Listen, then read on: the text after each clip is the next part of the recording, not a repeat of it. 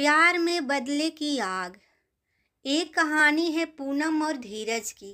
जहां धीरज को हो गई है एक गलतफहमी, जिसके चलते उसने पूनम से शादी करने का फैसला किया। असल में धीरज को एक गलतफहमी हो गई कि पूनम के पापा ने उसकी पत्नी अनु को मारा है। तो आगे क्या होगा, इस नफरत का अंजाम जानने के लिए पढ़िए शुरू से कहानी। उदयपुर शहर में रात का समय। 25 साल की पूनम शादी के लाल कलर के जोड़ा पहनकर तैयार हो रही थी। उसके आंखों में आंसू रुकने का नाम ही नहीं ले रहे थे। कहते हैं कि सबसे ज़्यादा खूबसूरत लड़की अपनी शादी वाले दिन लगती है, लेकिन पूनम की आंखों में आंसू और चेहरे पर उदासी थी, और उसे आने वाले कल के डरावने ख्वाबों ने उसे घेर लिया था। जो कांप रही थी, लेकिन उसे अपने आप को धीरज से बचाने का कोई रास्ता नहीं नजर आ रहा था।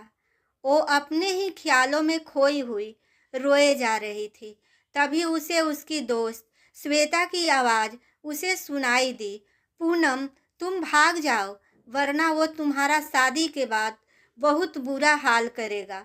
ये बदले की आग वाली शादी तुम्हें सिवाय दर्द के कुछ नहीं देगी। पूनम मिरर के सामने बैठी थी, अपने आप को एक टक मिरर में देखे जा रही थी। वो स्थिर एक ही पोजीशन में काफ़ी समय से बैठी हुई थी, लेकिन जब श्वेता ने उसे ये बात कही तो वो उसके सामने देखने लगी और बिना किसी भाव से उसने जवाब दिया, अगर मेरे पास इस शादी से बचने का कोई रास्ता होता तो मैं कब की ये शादी करने से इनकार कर देती। पूनम को इस वक्त कुछ समझ नहीं आ रहा था कि वो सही कर रही है या गलत। उसे अभी जो सही लग रहा था वो था धीरज से शादी करना। श्वेता को पूनम की बातों पर गुस्सा आने लगा, इसलिए वो गुस्से से बोली, कहीं ऐसा तो नहीं है ना कि तुम्हारे दिल में एक बार फिर से धीरज के लिए प्यार जाग गया हो। अगर पूनम ऐसी बात है तो तुम इस शादी से इनकार कर दो, क्योंकि धीरज तुमसे कभी प्यार नहीं करेगा। तुम जानती हो ना कि वो सिर्फ अपनी वाइफ की मौत का बदला लेने के लिए तुमसे शादी कर रहा है।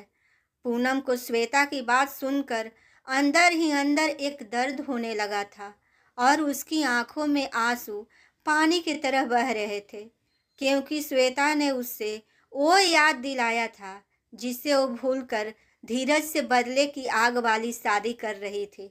फिर वो रोते हुए अपने जज्बात पर काबू पाने की कोशिश करके वो श्वेता से बोली, नहीं, मैं इस शादी से पीछे नहीं हट सकती। मुझे धीरज से शादी करनी होगी और मेरे पापा को बेकसूर साबित करना होगा। दूसरी तरफ धीरज शर्मा, जो एक बिजनेसमैन थे, उनकी एक बेटी थी। गोल चेहरा, गुलाबी होंठ, आंखें भूरी, बिल्कुल अपने पापा की तरह। वो सिर्फ 4 महीने की थी और धीरज शादी करने वाला था, वो भी उस लड़की से जिसके बाप को अपनी बीवी का मौत का जिम्मेदार मानता था। धीरज की उम्र 27 साल का था और काफ़ी लंबा चौड़ा था और दिखने में बहुत ही आकर्षित था। कोई भी लड़की धीरज के आंखों में देखती तो वो उस पर फिदा होने से खुद को नहीं रोक पाती, क्योंकि धीरज की भूरी आंखें तो थी ही, लेकिन साथ ही साथ वो काफ़ी हैंडसम नेचर का था। लेकिन अभी उसकी आंखों में सिर्फ और सिर्फ नफरत के अलावा कुछ नहीं था। वो आंखें फिलहाल के लिए एक आग की तरह लग रही थी, जिस आग में वो पूनम को जलाना चाहता था। धीरज अपने कमरे में एक बड़ी सी तस्वीर के सामने खड़ा था। वो तस्वीर उसकी वाइफ अन्नू की थी। धीरज की भूरी आंखों में एक दर्द नजर आ रहा था।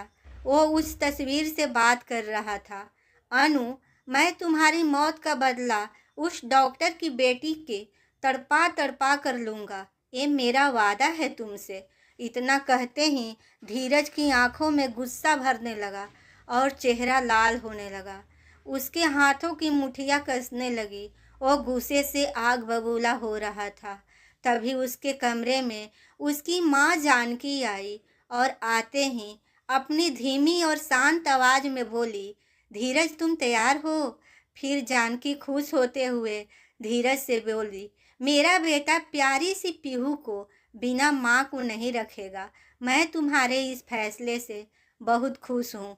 धीरज, जो कि अपनी माँ के आते ही शांत हो चुका था और अपनी माँ के मुंह से ये सारे शब्द सुनकर उसे फिर गुस्सा आने लगा और उसके हाथों की मुठ्ठियाँ फिर से कसने लगी थी।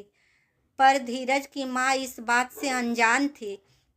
धीरज ने कोई जवाब नहीं दिया और जानकी आगे कहना जारी रखती है, और मुझे इस बात की भी खुशी है कि तुम अनु को भूलने की कोशिश करके आगे बढ़ रहे हो।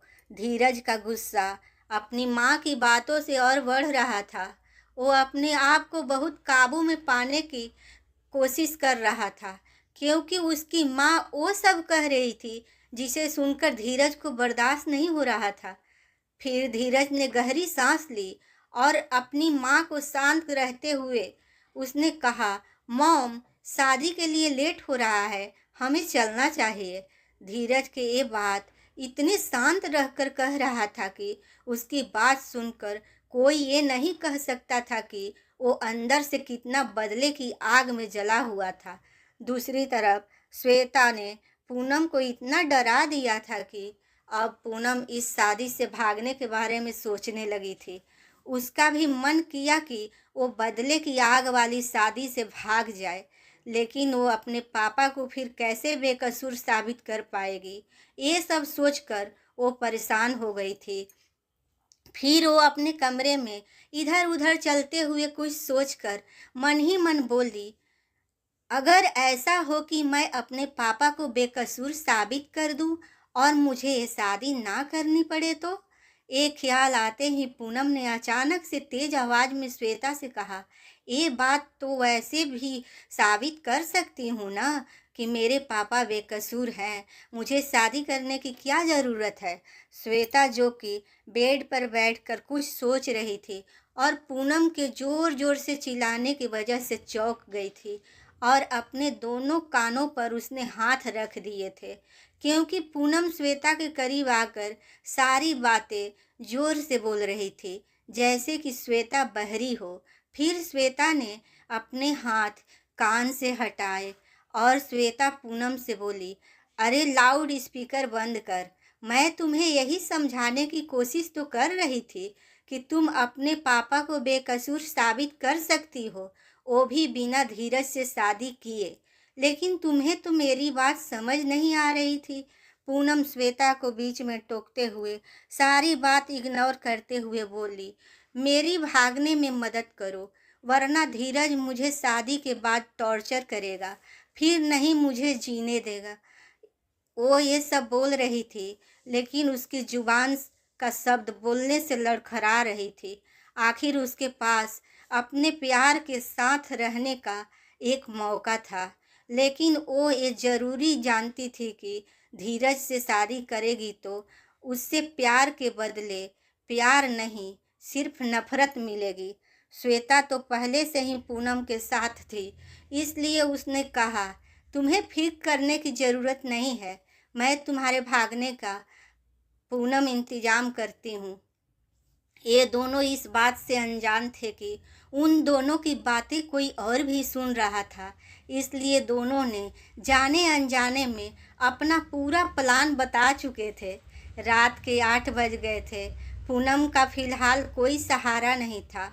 उस वक्त उसके पापा पहले से ही अमेरिका में थे और उनका बड़ा भाई था, तो वो भी इस वक्त बाहर था। पूनम का भाई इस बात से बेखबर था कि उसकी लाडली बहन अभी कितनी बड़ी मुसीबत में फंसी थी। वो इस बात से बिल्कुल अनजान था। परिस्थिति में हो रही थी कि इसलिए पूनम के बड़े से घर में सिर्फ पूनम और श्वेता, वहाँ के काम करने वालों के अलावा कोई नहीं था। धीरज के घर से भी धीरज की फैमिली के अलावा और कोई नहीं आने वाला था। धीरज जब अपने कमरे से बाहर आया तो उसके फ़ोन पर एक कॉल आया और वो फ़ोन रिसीव करके सामने वाले की बात सुन ले, और सामने वाले की बात सुनकर उसका गुस्सा काफ़ी बढ़ गया था। और धीरज की फैमिली जो कि तैयार थी, वो सब घर से बाहर की तरफ जाने ही वाले थे कि धीरज के चिल्लाने की आवाज़ सभी के कानों में गूंजने लगी।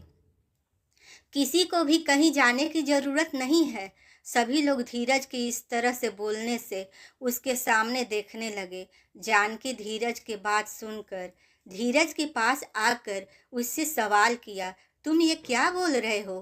कहाँ जाने की ज़रूरत नहीं है?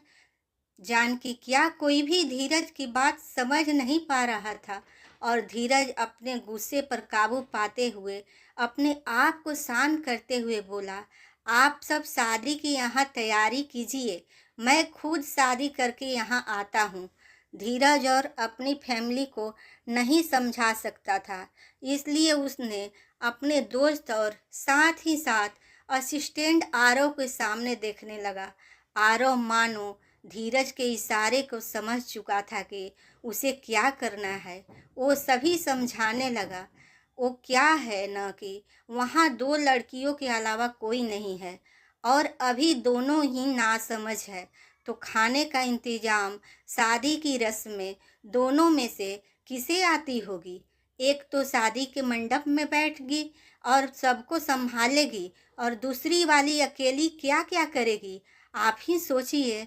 आरो ये बोलकर सबके सामने देखने लगा और मन ही मन बोला, प्लीज़ मेरी बिखरी हुई बातों को समझो और यहाँ पर ही रहो, वरना धीरज मेरा हाल इतना बुरा करेगा कि मुझे कोई बचाने वाला भी नहीं मिलेगा। आरव की बातें सभी को समझ तो नहीं आ रही थी, लेकिन सब धीरज का गुस्सा देखकर और अभी की स्थिति समझने की कोशिश की और आखिरकार सभी मान गए थे।